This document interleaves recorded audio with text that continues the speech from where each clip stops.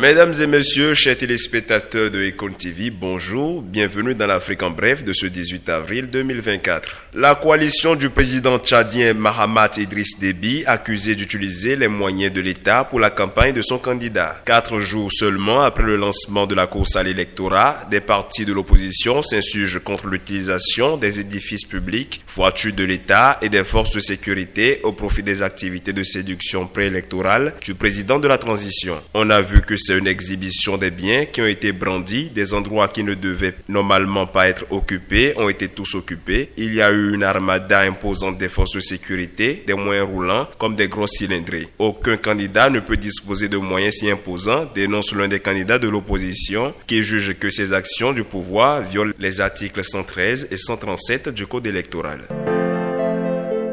La grève des médecins kenyans se poursuit et provoque un pic de mortalité selon le quotidien The Daily Nation. Une situation inquiétante que reconnaît pourtant l'Union kenyane des médecins, pharmaciens et dentistes. Cette mobilisation qui perdure depuis 2 mois n'en serait pas à sa fin eu égard à la détermination des grévistes qui revendiquent la titularisation des internes, de meilleurs salaires, plus de matériel et de meilleures conditions de travail. Des revendications jugées au-dessus des moyens de l'État par le président William Ruto. La saturation des morgues de Nairobi et de Mombasa du fait de l'augmentation des cas de décès pousse les autorités à en appeler au sens de la responsabilité des professionnels de la santé.